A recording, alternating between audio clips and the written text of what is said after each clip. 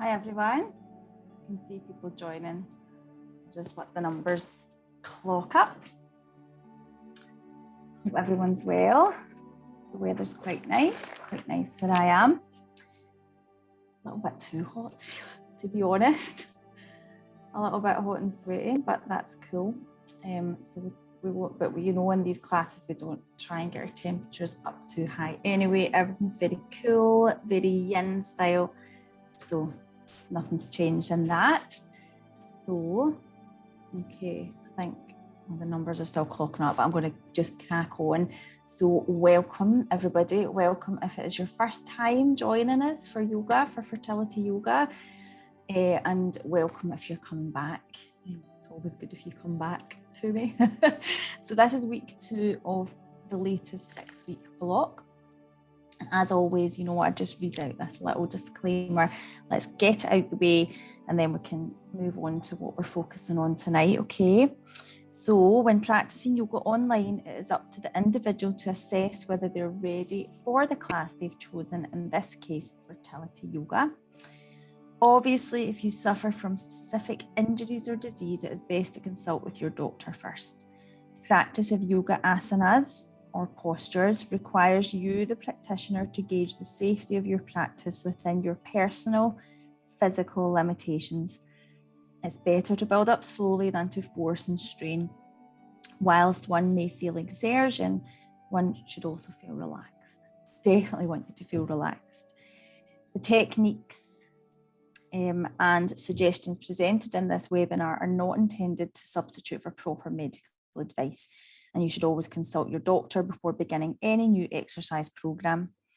Both Fertility Network and me, Annie Perry, assume no responsibility for injuries suffered while practicing these techniques.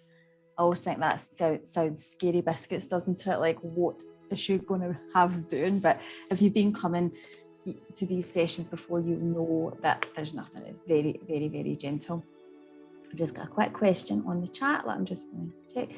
Of course, post-transfer will definitely keep you right. If there's anyone else joining who's post-transfer and you're about within 48 hours post-transfer, I would just leave yoga postures tonight and just focus on the breathing, relaxation and meditation at the end, okay? But if you're 4 days post-transfer, we're all good, okay? So tonight, I want to talk to you a little bit about sleep and how important it is. It's almost like stating the bleeding obvious, right? But sometimes it's quite nice just to revisit little things that will help you on this journey, okay? So you know I'm all about bringing your stress levels down, all about bringing you into the parasympathetic side of your nervous system. So, you know, we've got the two sides, sympathetic and parasympathetic. Sympathetic is our adrenaline, stress hormone fueled, go side. The other side is rest and digest, okay? So rest is like the key thing there, okay? So yoga's, I'm just going to pause this music if that's okay, and then we'll play it again. I'm not in a bit while I'm talking. Right, so now I can't find where you guys are. There you are. So I'm just pausing that. I'll put it back on. Remind me on the chat if I don't. So sleep, right? So obviously sleep is really, really important. The endocrine system, the hormonal system of your body is very, very susceptible to sleep loss. So we want to try and promote good sleep. Yoga can really massively help with that, okay? So just things like, it's, you know, there's studies that have shown if you're in a profession, for example, that is very, very vulnerable to sleep loss, such as like being what was it in the study? I've got the study, night nurses, flight attendants. They found that 50% reported irregular menstrual cycles versus 20% in the general population.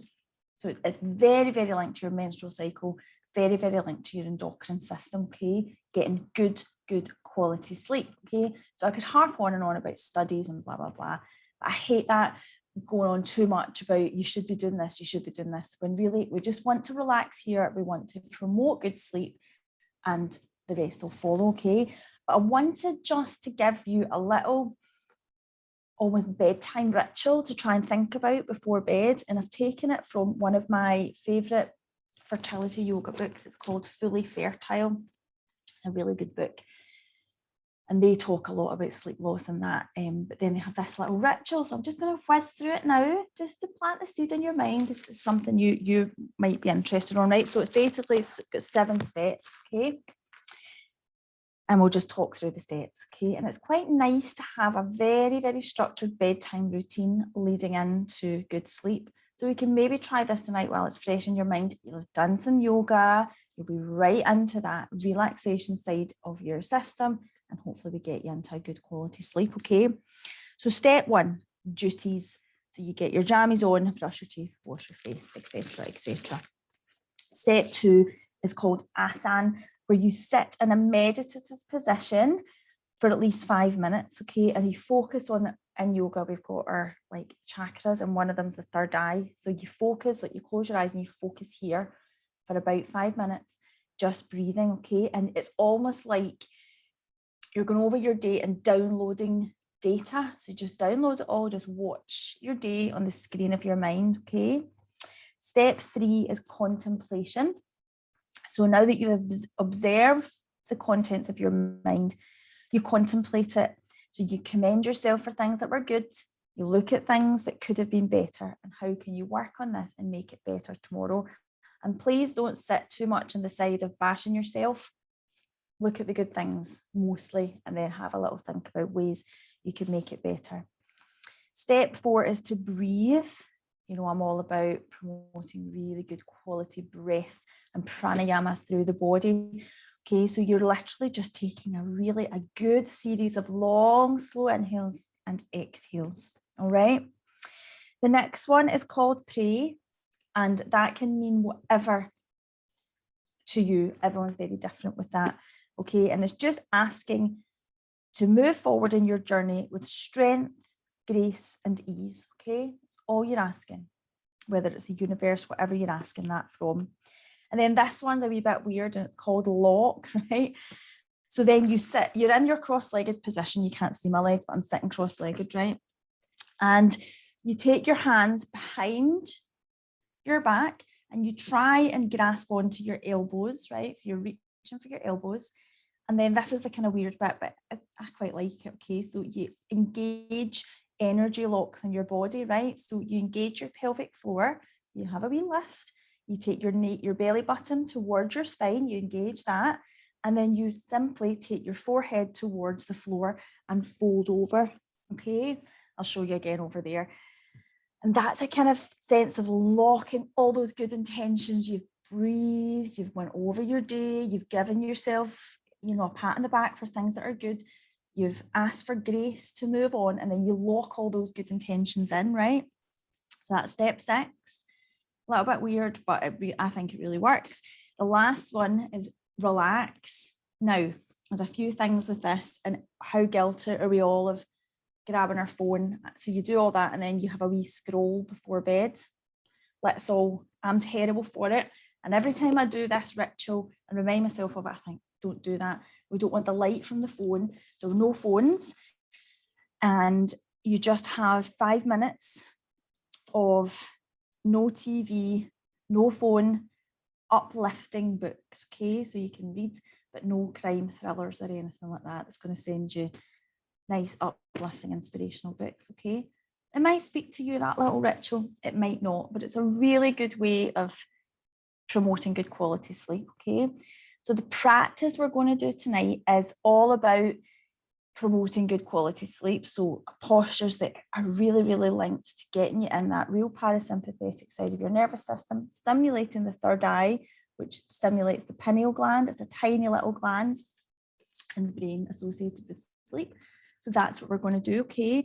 And then before Shavasana, we're going to do that kind of download of your day. Do that before we relax, and then you've done that for tonight, and you can maybe, so that's that part of the ritual done, okay? Right, is everyone okay? I know I've talked for a while, but I just wanted to talk to you about sleep quality and how yoga can help. So let's get cracking now, okay? So I'm going to move over there, and I'm going to press play in the music again. Okay, so it should feed through to you guys too. Mentioned everything. Okay, And let's get started. So how do I want you to start? Let me think what we're going to do. Got my class plan here, and so we're going to lie in Shavasana position, okay? So we're going to lie in corpse pose, all right? So get yourself lying down, okay? And we're just going to do a nice full yogic breath from Shavasana position, okay? But remember, everything we do in these practices is mindful. And that's, everything we do in our yoga practice is very almost sacred and mindful and, thought about. So that goes for when I say lying Shavasana. Don't just flop yourself down. Let's really think about it. So even starting from seated position, corpse poses where we don't want our legs all locked up. We want our heels apart, and we want each vertebrae of the spine to just kind of melt down onto the floor, okay? So just start to roll yourself down very mindfully. And then with your hands, we want to place them uppermost. So we want the palms towards the ceiling. And we don't want the hands locked in beside the body.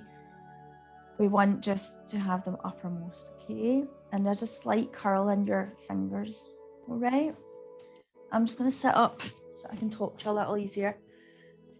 And what I want you to do from your Shavasana is, I've just told you what to do with your hands. Now I'm going to move your hands, all right? But because I do want you to bring them onto the belly, okay? So onto the lower belly. So you're bringing your thumbs to meet just below the navel, and then the index fingers are pointing down, okay? So it's almost like you've made a little downward pointing triangle. It's actually a beautiful feminine energy symbol, it's called Yoni Mudra, okay? And you want to focus on the movement of the breath. You can close your eyes here if you want to. It's probably quite nice to close your eyes and bring yourself and focus yourself into your practice. And just be aware of the movement of the breath. Okay? Notice what's happening. Belly rising and falling. Rising on the inhalation, falling on the exhalation. Okay, so your hands moving up and down really focuses your awareness to that area, focuses your attention to a deeper breathing pattern. You also want to allow for an expansion in the rib cage as well. We want the lungs to fill, we want to use the full expanse of the lungs. So we want the rib cage to expand sideways and then gently contract on the exhalation. So we notice there's 4 distinct parts of the breath. There is that inhalation. There's a pause. The exhalation. And the still point. And we don't want to force any part of those 4 parts, okay? We just let the breath flow, okay? We don't want to grip and hold the breath and have too much of a pause. You're just noticing that cyclical rhythm of the breath. And it's amazing how it really brings you into this moment in time, brings you into the present, just this focus on the 4 parts of the breath.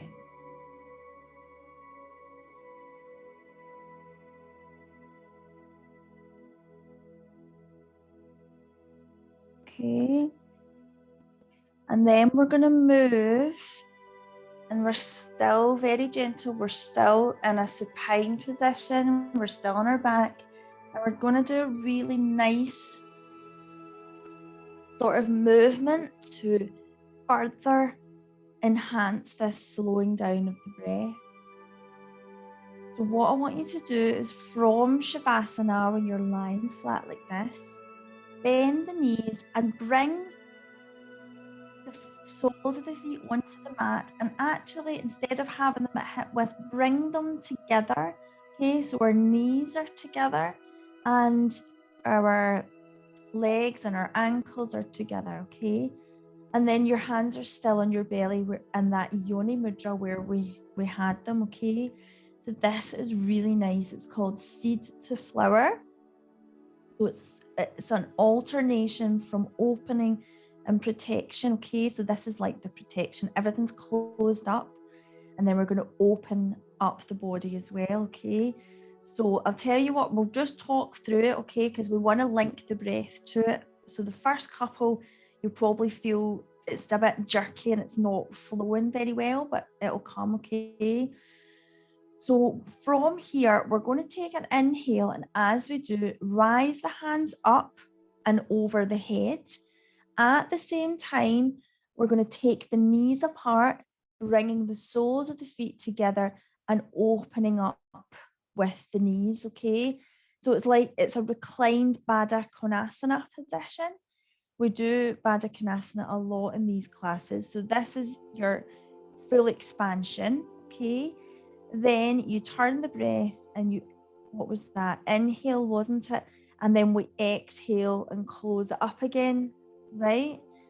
So you want that movement to flow with your inhale to your exhale, all right? So let's get practicing that now, okay? Inhale, lift the hands up and over. And then when you reach the top of your breath, you should be in that fully expanded position. A little pause of the breath, and then back in on the exhale. Okay, so we're just going to keep practicing that, all right? And then I'm going to just give you another little thing to think about, which is the arms and hands and the legs. Okay, so we want you to reach the point of everything's all closed up. The hands are back on the belly and the legs are squeezed together at the same point, and that can be difficult to time.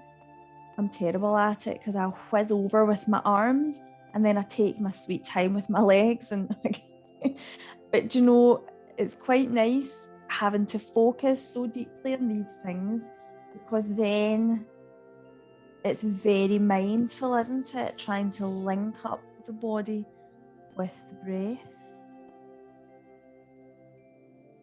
And you just start to relax into it.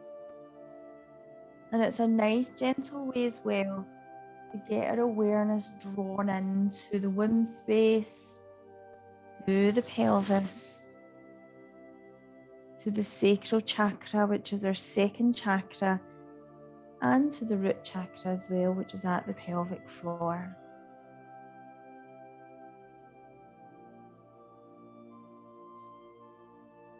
Okay, let's just do one more.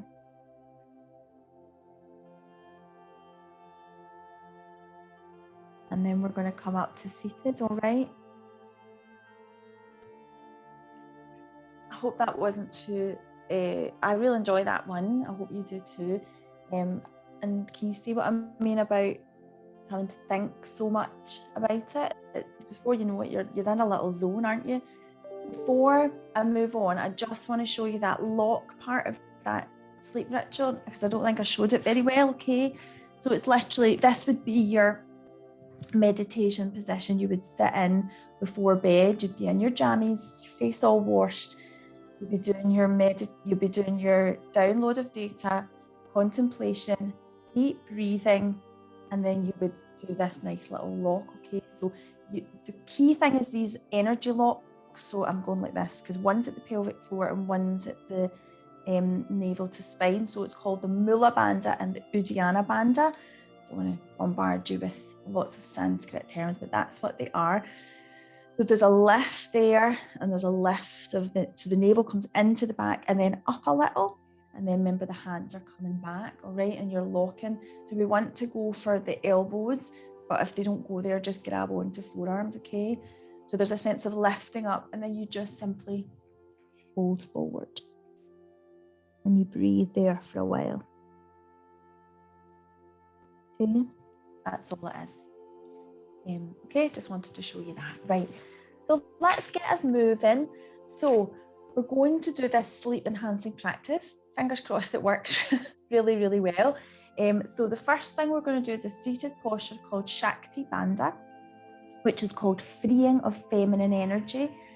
We do it quite a lot in these classes. Oh, I feel quite, what's the word? Inflexible today.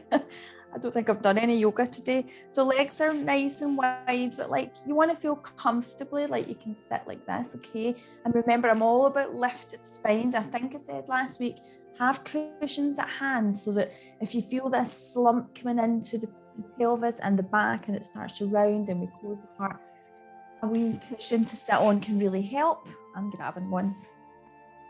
You know, I'm a big fan of props and things. Okay, so we take our legs nice and wide and we're going to go circling in one direction and then we're going to change it to the other. So it's called freeing of feminine energy, right? So all focused into the pelvis and the sacral chakra, okay? We take our hands and we clasp them together, right? And we imagine there's a big pot of porridge. It's called stirring the porridge. That's why I'm saying porridge. I didn't make this term up, by the way. I know I'm Scottish and everything, but I didn't make it up. And you imagine you get a big wooden spoon and you're stirring this porridge, okay? So you can really kind of go for it, kind of leaning back, moving forward, okay? So it's quite, but don't let it build up, don't dive in, all right? So I like to start little small and just watch what direction you're going, because we're going in the other, doesn't matter which, I don't think anyway, I don't think it does. And then you might feel yourself bigger naturally, you know, as blood flow is moving and you're warming up. Try and get the breath moving as well. So sometimes it can be nice, inhale back, exhale forward.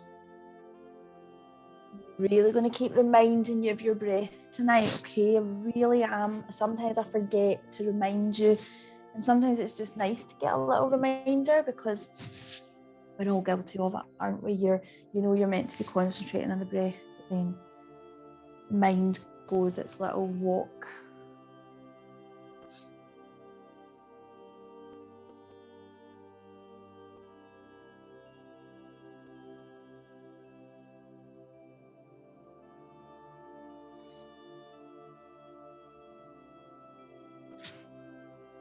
Your arms start to get tired with this, don't they? That's just me.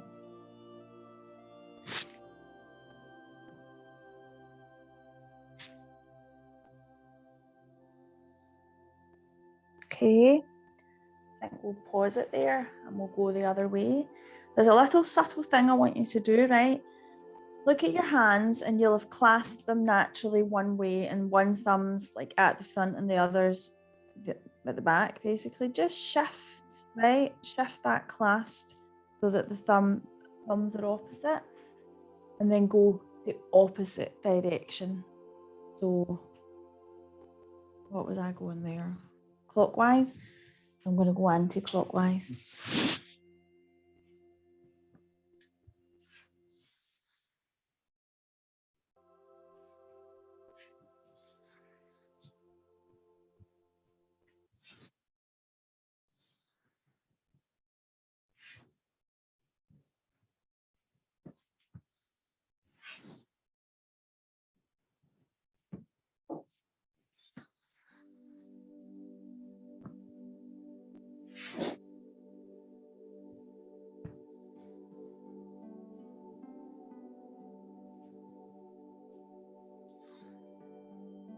Okay, another few nice big rounds. Okay, and then come back in to a nice neutral. Okay, so the reason I'm really focusing on the breath tonight, I'm going to keep nagging you and keep reminding you, is because that's massively associated with getting you into the parasympathetic rest and digest side and going for good quality sleep. In case you think I'm just being a nag. Promise I'm not. Right, so now this is an awesome posture. This is called hare pose and it's really good for sleep, right? So you'll notice I'm putting a lot of forward folds tonight, which again are so good for you, aren't they? But they see that extra blood flow going into the head stimulates these key endocrine glands that we're after here, so particularly the pineal gland. And so you kind of, there's a lot of pressure on the head here, okay? So proviso, if you suffer from neck issues, like you really have a bad neck, I would just go into a nice child's pose here, okay? Little proviso, right? So I'm coming here, I'm going to sit on my heels just now, okay? And my knees are directly below my hips. And you're going to, so you know in child's pose where I say keep your bum on your heels when you come down, you can let your bum rise up, okay? But what we're going to do is really tuck that chin down onto our chest, so there is quite a stretch down the back of the neck. Your hands are down by the side with the palms facing up, and you just start to move towards the floor, okay? Keeping that chin tucked down, and you're looking for the crown of your head.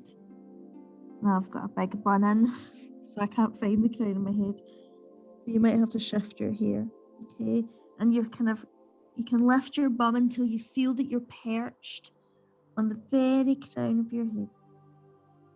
Now I'm just going to come out of it because it's very difficult for the microphone to work in that position, but you guys don't, okay? So you are really just breathing deeply here, okay? You can open your knees a little to create space if you need. If you feel a bit constricted and claustrophobic, come back up and then go back down.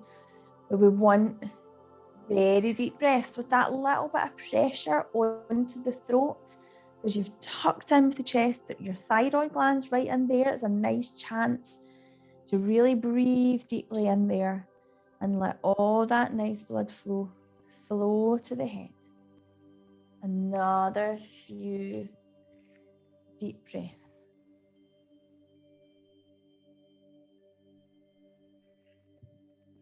And then start to come up again. And then you're sitting in hero pose. So you might feel a little bit of a rush to the head there. So we just let the blood flow move back. Okay. Nice and stimulating in quite a passive way. Do you know, it's not massive effort in that posture, but inside you're doing loads of good stuff. Right, so let's move into cat and cow, okay? And so we're going to start with cat and cow, that we do loads, don't we? We do them so much, but we're going to add a kind of rolling cat to cow, which is a really nice kind of addition, all right? But we'll just do a normal cat to cow first. Hands below shoulders, knees below hips. And I like cat to cow because it's similar to that seed to flower one in that it forces a real link to the inhale and the exhale. So it really forces you to focus on your breath. So to remind you, it's an inhale when you come to cow. So there's a slight dip of the navel, a nice gentle curve of the spine. So the navel comes down and we gaze up. And then turn of the breath, go the other way.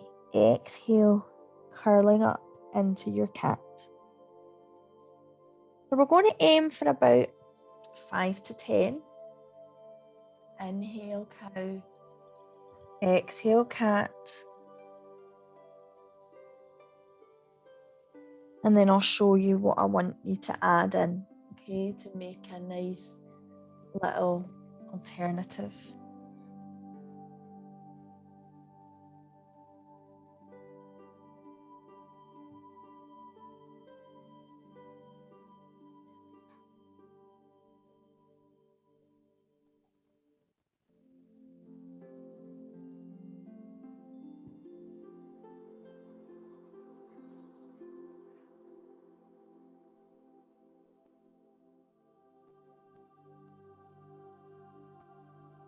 Okay, So we're essentially keeping going.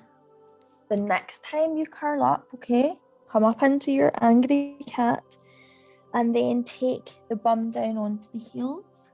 Bring the forearms onto the mat.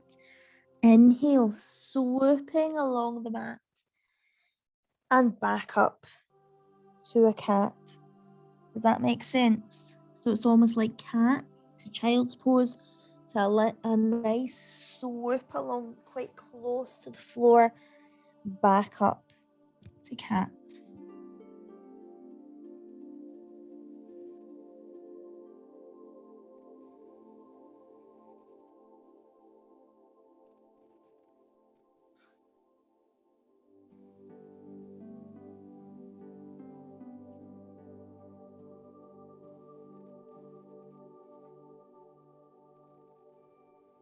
And then what to do is the next time you curl up to your cat and you rest your bum on your heels, let's just pause there, okay? Let's sink down into child's pose. So just reminding you in your child's pose, we do want a kind of connection with the bum onto the heels. That's really tough for some people, really tough, and you just don't have that movement from the hips. Let's not worry about it. You can, if you want, grab a cushion, have it under the sit bones. We also want, at the same time as bum and heels, we want forehead to come onto the mat. So this, again, is putting pressure on the forehead, on the pineal gland, helping with this real rest and digest side of the nervous system we want to put you into. Continue breathing in your child's pose. And the other thing is, try and relax your shoulders in child's pose. Sometimes there's a tendency to have your hands dead far forward, which feels nice, but then it invites tension into the shoulders. So what I want you to imagine is that someone's coming behind you and they've just gently put their hands on your shoulders and just gently pulled them down for you. Okay, that's your child's pose, and it is passive posture, but it is really important. Okay, so now we're going to come back up to a table pose and up to down dog.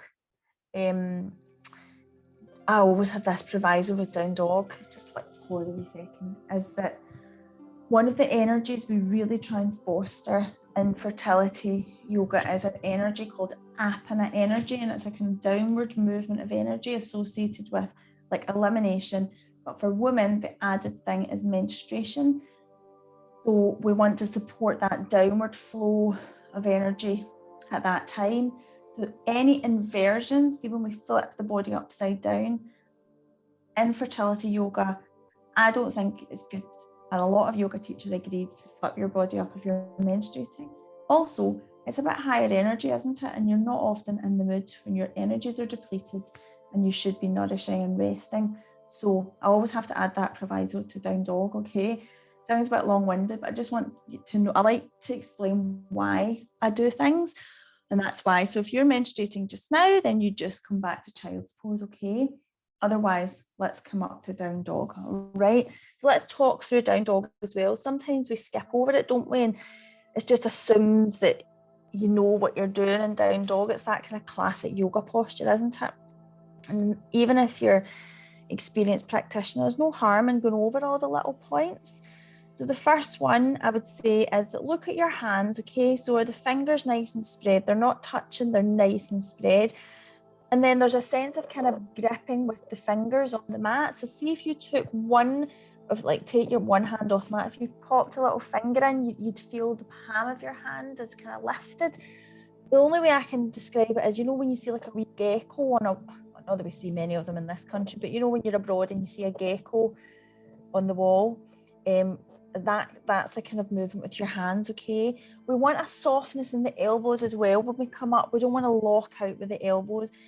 And right now, our shoulders are stacked over our elbows, which are stacked over our wrists, okay? That's like, couldn't be further from what we should feel when we come up, because when we come up, we want to move the shoulders right back. Do you see what I mean? And start to open up through the armpits, right? So that's the first bit. Let's come up now, down dog. I've probably talked too much. Sorry, guys. I just want to talk you through what we're doing. We're going to lift up. And then if you've come from a table, I think maybe you're a little, I'm just moving forward a little bit. You might be a little too close, you know, with your hands to your feet, okay? So let's do that movement of moving the weight back from the wrists, okay? So moving it back. You'll feel your shoulder blades kind of, you want them to kind of come down and your armpits nice and open. And I always like a little movement in down dog, especially if it's the first one of the practice. So I love a little walk in the dog. So we bend one knee, we take the weight out of that foot completely, and we try and straighten through the other leg, okay? So walk, and as you're walking the dog, it's called, I think, a little sway side to side of the hips is nice too, okay? So let's work our way up now. So we've come to the shoulder blades, they're coming down. We want the chest to be open and kind of reaching towards the legs. And then let's draw our attention up to the pelvis. So you want as well, see those, like your two little sit bones. Basically, the only way I can describe it is you don't want them pointing to the bottom of your mat. You want them to be pointing up to the ceiling, like two little headlamps of a car pointing up to the ceiling. Okay, and then the last kind of point is your heels should be reaching towards the floor, but don't make that the sole object of your down dog. Let's come down. Okay, so let's just rest with our bum on our heels. That was a long down dog because I talked through so much. What I want to do is come back up again and do it without me going through every little point, okay? I'm just going to come straight back up to down dog, all right? The heels coming to the floor thing, it's amazing how many people think, oh, it's a bit like, you'll say, I can't touch my toes in a forward fold. Really, there's so much more involved in a posture than that, and it's the same with down dog. There's so much more involved in reaching your heels to the floor. Mine's don't, and to be honest, after so many years of practicing yoga, I've made my peace with that. I'm okay with that now. I'm cool with it. Right, let's do another down dog, unless of course you're menstruating. You're probably sick of child's pose by now, so go back to your nice cat and cow, okay? And let's come back up to down dog, all right? And I promise we'll just breathe for 5 breaths and I won't rabbit on, okay?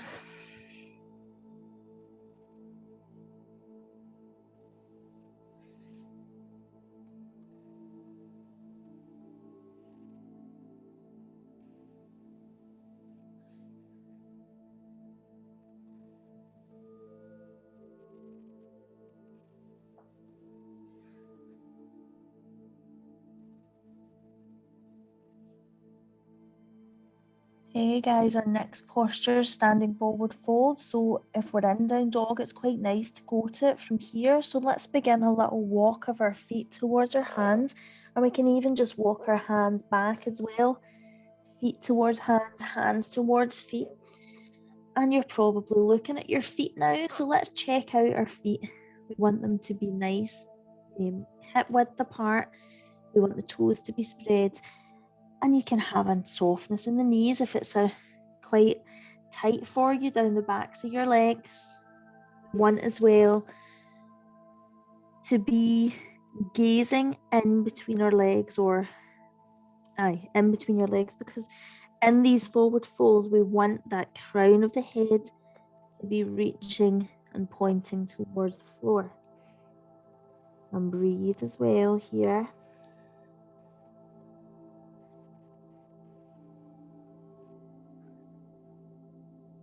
And then let's roll up. And just release. So I want to come down again to standing forward fold, okay? Because as I said at the start, we want to do lots of forward folds to start getting loads of blood flow. Little sip of juice. We're going to come down to standing forward fold from standing this time. See when you're doing your forward fold as well. It's a bit difficult when we came from down dog to remind you of that, but there's like, remember that kind of, those energy locks that I said in that little lock that we were doing at the start? Those are really, they'll help you to go deeper into a forward fold. So kind of brace them before you fold forward. So your pelvic floor, give it a lift. So it's like you want your pubic bone and your coccyx to kind of come towards each other. And it's very difficult to say what that bandha, that energy lock is in yoga, but it's at your cervix really, and that's a kind of lift. And then your navel drawing in towards the spine, but it's more than that. It's called upward flying lock. So it's like in towards the spine, but then up, okay? And really anchor down through the feet. Get those energy locks and lift and lengthen your spine too. And try not to think overly about where your hands are going, because I think people sometimes overreach. They curl up through the spine, and we actually want shoulders relaxed, spine open, okay? Okay, so nice and rooted and grounded through the feet, drawing that energy up from the earth through the feet, pelvic floor, navel to spine, tilting with the pelvis, moving the body forward, gazing between our legs, and remember to breathe. So let's go for about 5 deep breaths.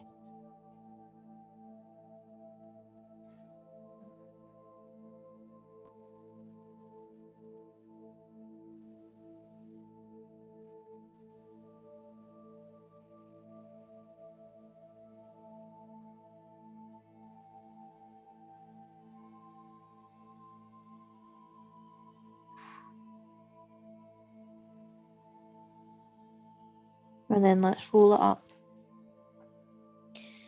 to standing again. Okay. Let's move on to Virikasana, or tree pose. It's a balance. We do it quite a lot in these classes. It's just lush, really opens up the pelvis, gets things moving in the pelvis. So let's just get ourselves into it, okay? So our right foot is going to be our kind of tree trunk, the kind of, you visualize you've got like roots coming out the soles of the feet, okay? Lift your toes, spread them down.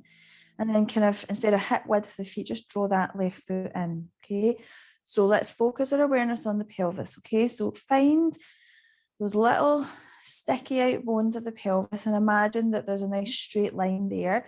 Because when we take weight out of this leg and we come to balance in trees, sometimes we pop out with that right side of the hip.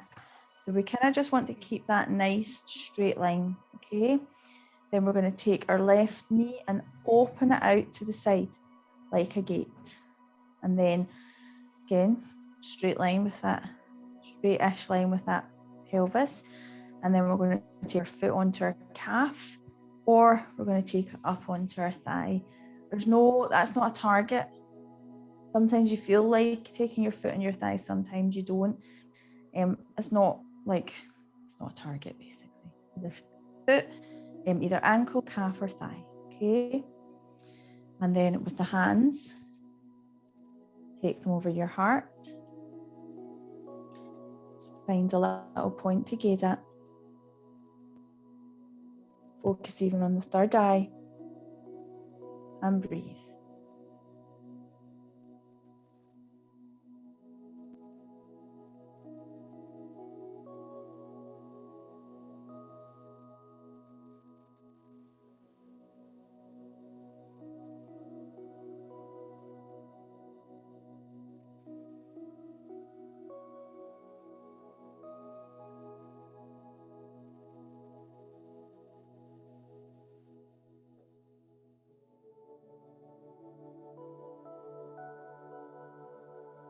Okay, let's come down and shake it out, okay?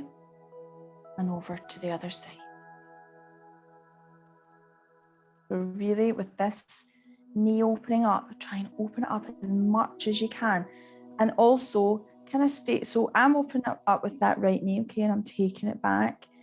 Sometimes that movement of taking it back lets your hips want to follow, join the party. but you're not. You're going to take your hand onto your left side and just stabilize it, bring it back, okay? Remember that pelvis, nice and neutral. Calf or thigh, whatever feels good for you. Hands over heart, finding that gaze, soft gaze out in front.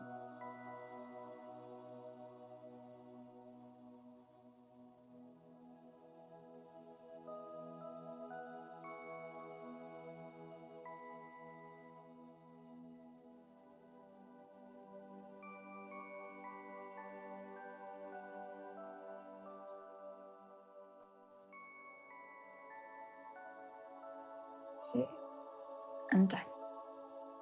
Right, so let's go wide with our legs and a nice wide leg forward fold, but we're going to do the one where we have wide legs, we're folding our body forward, but then we're going to kind of squat a little with it. So I'm just telling you this before we come down, because again, everyone's different and I can't see you guys. I don't know what you're doing. So if you, when you fold forward and your hand easily come to the floor and you can kind of have them on the floor a bit like down dog, you know, they're out in front, then that's fine. You might want to do this, say you're in the lounge, for instance, you might want to do it if you know, I don't think I can comfortably have my hands on the floor. I don't know why I've turned here because I don't have a couch. I don't know why I did that. But anyway, say this is the couch here, right? I've never had a couch here, ever. I don't know why I've done that, but anyway, you fold forward and you would do it in front of the couch. You know what I mean? So your hands are coming onto this imaginary couch. You know, and I'm just telling you this so that you can have, because I want your hands to be comfortably on something, okay? Right, and we're going to do these squats because they are so good at getting blood flow pumping into the pelvis, okay? And again, we're doing a forward fold, so it's good for all those little endocrine glands, okay? Legs nice and wide. That upward energy, that goes again, we use that again. So pelvic floor, navel to spine. Start to fold forward from the pelvis. Remember, I want your chest to be relaxed and open. I want your shoulders to be relaxed, okay? Folding forward. And sometimes I get your head to look in between your legs, but you can look at the floor, or we can look at our couches or whatever it is we're leaning on, and just have your hands kind of out in front. And you'll see what I mean about it feels a bit like down dog, you know, when your armpits are quite open and your chest is coming towards the floor. And then we're going to begin these squats, okay? I've gone a little bit too wide with my legs. You might want to play around. Okay.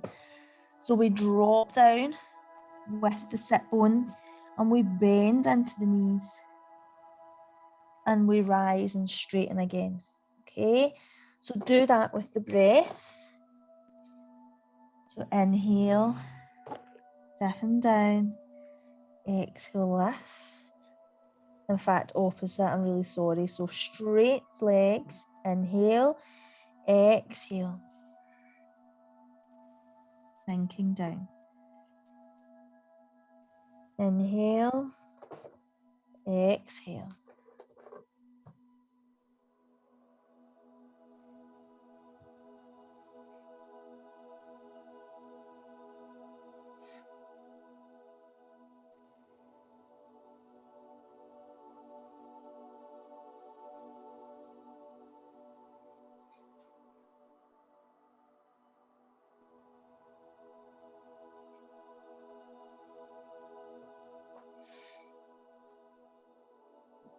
We do one more. Inhale, straighten, kind of push onto the hands. Exhale, little mini squat. Okay, and lift. Okay, walk your feet in. This mat's the squeakiest mat in the world. And it's not ideal for that because it's a bit slidey there. Right, so now I'm going to move our attention more towards the floor, okay? So we're making our way gradually towards the end point of our practice, I suppose, Shavasana, but we've got a good few postures to do before then, okay? So we're moving into a low lunge, all right? So just come down and we're going to get into low lunge. So from these high knees, we're then going to step forward. Well, let's go the left foot, okay? Taking it forward, right? And the knee is above the ankle there or thereabouts, perhaps just a little bit more forward.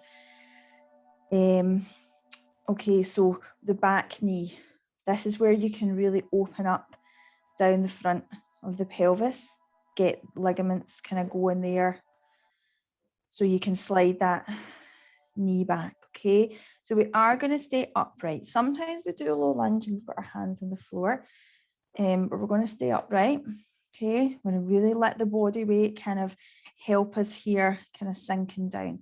If you need to be a bit more stable, you can just clasp the hands onto the knee or the thigh at the front. If at all, the other thing I was going to maybe do is if you don't need that stability of the hands, you can just swim the hands back behind and get that kind of lock. I don't know why I'm obsessed with this lock tonight, but you know, when we swim our hands back and we hold on to our elbows, because that really helps to open the chest, okay? And we're just going to breathe there. I think the music might have stopped. I'm just going to press play again, but you guys stay in that nice low lunge with the arm lock behind. I'll just put the music on again. Yeah, I had to stop there. A few more breaths.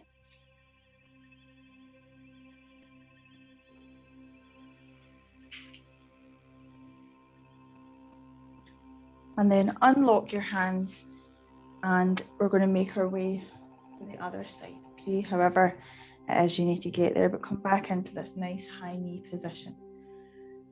Okay, step forward with the right foot. Either hands stabilizing, holding on here, or swimming the hands back.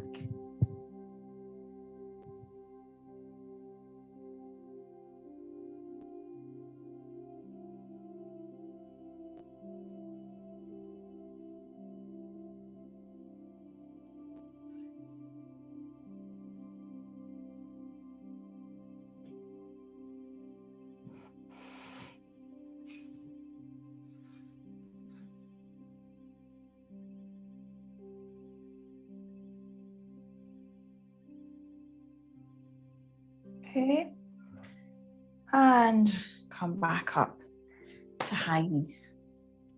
Okay, so I just want to do some locust, which is a prone postures on your tummy.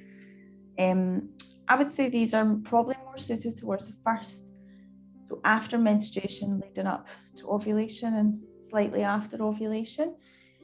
Definitely, there was a lady who said she was post-transfer. Now, you'd be doing, I don't think you'd be doing any harm by lying in your tummy, but I think psychologically, I think that's a bit much, personally. So I would just opt out of these ones and do one of those other ones that we've just done that felt good for you, or even just come into child's pose and rest there, okay? Okay. And if you're in the 2-week wait as well, maybe just do a nice restful posture, okay? Because it's quite stimulating because you're lying on your belly, okay? So let's come into locust and we'll do a few little variations, okay? So it's a prone posture, all right? Quite difficult with this microphone to show you very well, but I'll try my best. So you come down onto your front, okay? And just focus for the first few breaths and create just adjusting to this lying down on your tummy, on your front. It's, you know, it's quite a change to what we've done in the rest of the practice, okay? So just bring your hands one on top of the other and bring your forehead onto your hands. Okay? And just focus on creating length.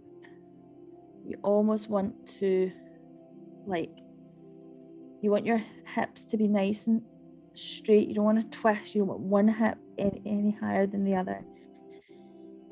You want the pelvis to be nice and neutral, but you want to create length through the spine. So just let everything release down. Okay, and then I did say it's quite stimulating, okay? So we're going to bring our hands into play here, and we're going to make fists with our hands, and we're going to bring them onto the lower belly, okay? So just kind of rise up on one side, make a little fist and pop it underneath, and then go to the other side and do the same, all right? And then, I hope I don't end up turning this microphone off. No, I'm fine. And then you're going to start to just peel the top half of the body up, nice and gently, and you can lift the legs up gently as well. Quite stimulating, isn't it? So you're going for the fleshy part. You don't want it to be on any bones of the pelvis. Just putting a little bit of pressure here.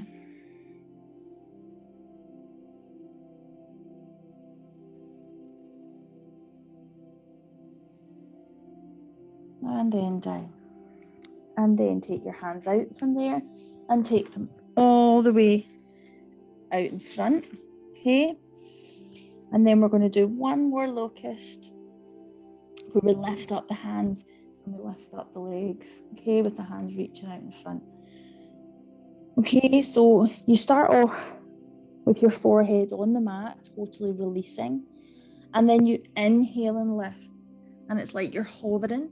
It's very subtle. You're just lifting up with the soles of the feet up and the hands and arms reaching away out in front, but also lifting up.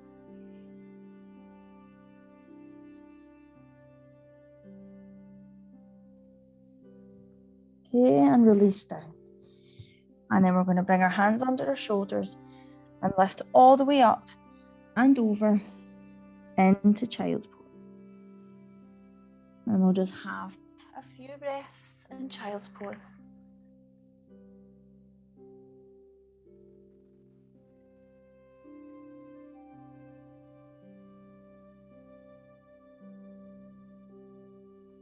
And then when you're ready, come up and out of child's pose and into a seated posture.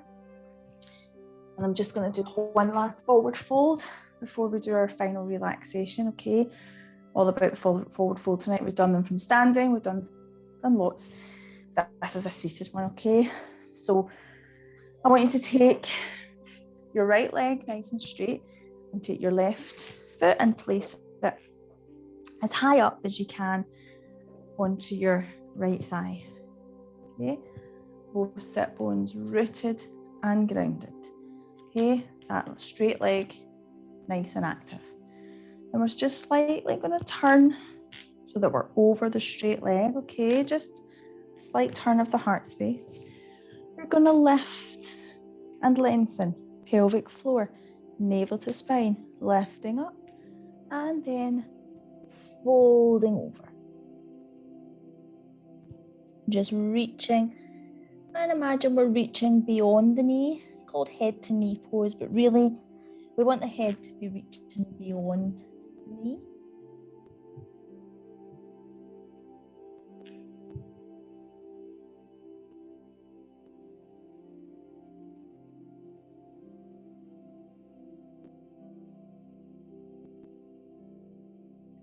Okay, lifting up and over to the other side. Okay, just make adjustments so that you feel rooted, you feel grounded, you feel comfortable. Sweep up with those hands, inhale, lengthen the spine, and then fold forward.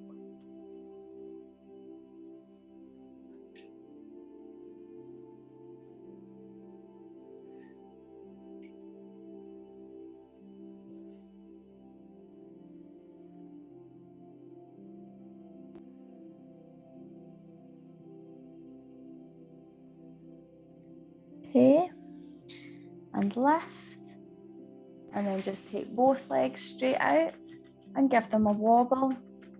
Give your ankles a little roll, and then very mindfully and slowly make your way to corpse pose, and we will do our final relaxation, okay?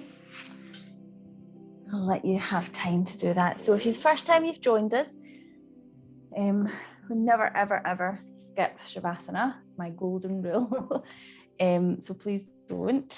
And the other thing I do is just leave the music running just a little bit after final relaxation, just so that you can kind of come to in your own time.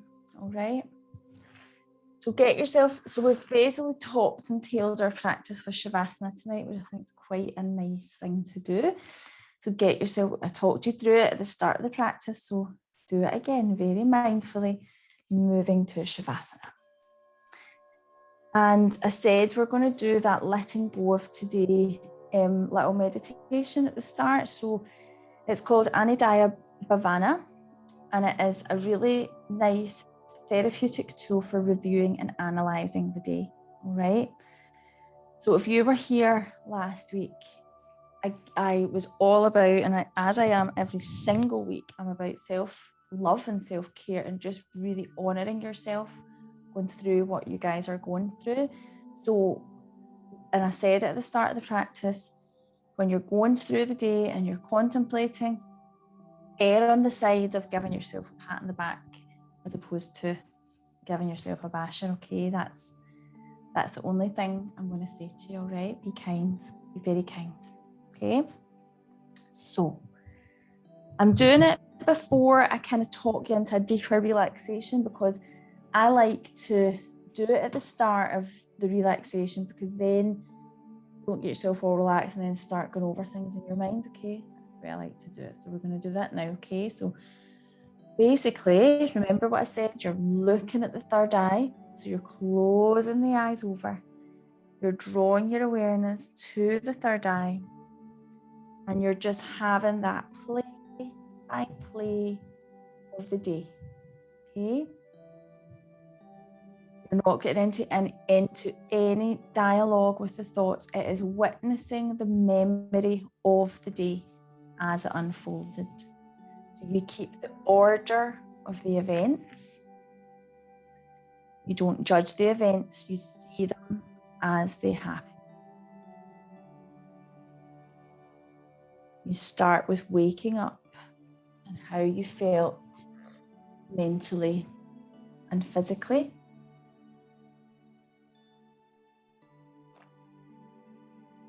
Go through your routine, breakfast, the usual domestic routine. Continue through the morning. If you were at work or home or out and about, stopping for lunch, jobs that had to be completed.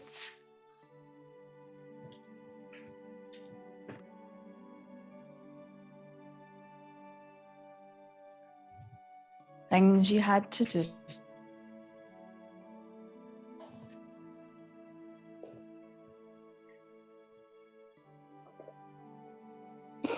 Now, how do you feel mentally and physically as you review the day?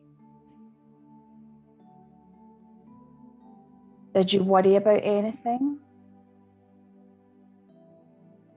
And is it so bad now that the event has passed?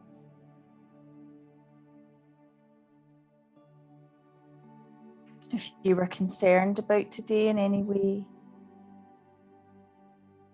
now that it is nearly over, how have you coped? How have you managed that problem, that appointment? It is behind you now, and that makes you strong.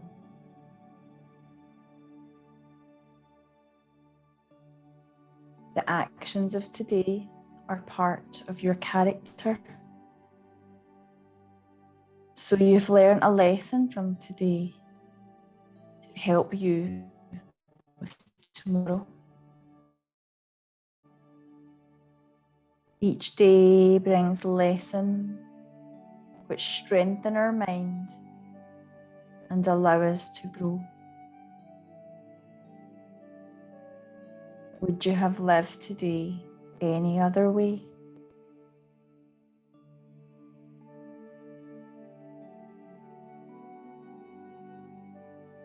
Let the day go now as you allocate to your memory. Breathe. And as you breathe, feel the new space. Openness, emptying your mind of muddle and clutter.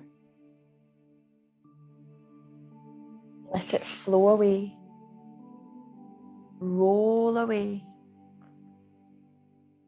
as you draw in a fresh mind, a fresh start, clear headroom to just be, to be still, to be in an open space that allows you to breathe.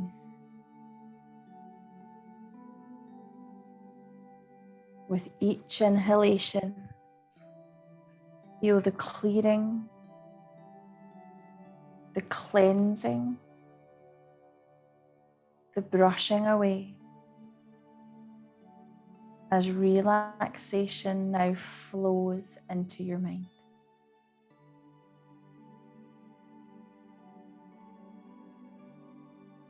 In this clear and open space, which is your mind,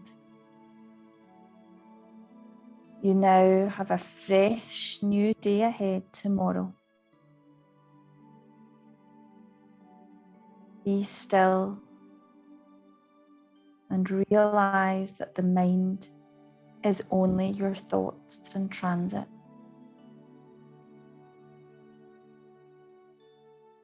And you're beginning to relax even more now. In this clear and open space of mind, you can let your body go, moving into deeper and deeper relaxation with each breath that you take.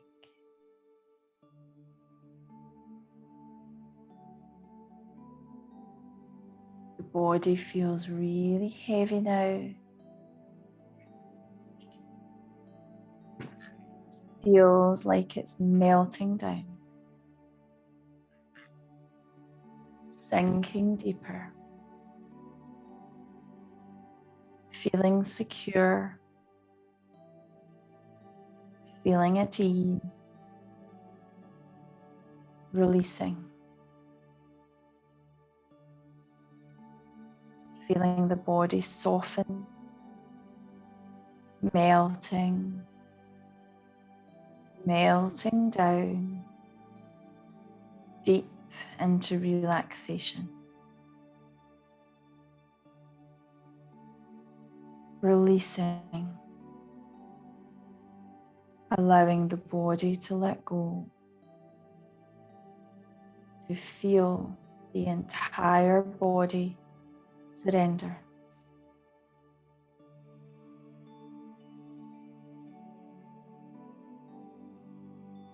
Allow the breath to breathe the body, to feel the vibration of the breath.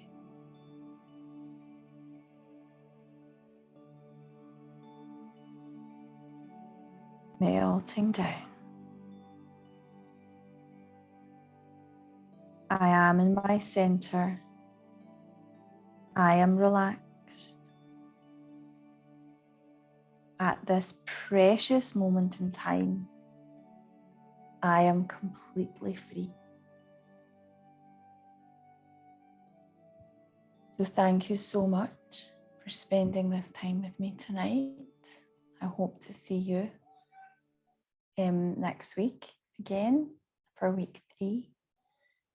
Please just stay here in this relaxation for as long as your body needs. Your body will tell you what it needs if you listen to it.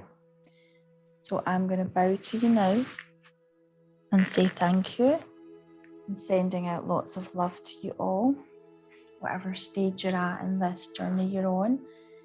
And again, yes, I hope to see you next week, okay? Lots of love.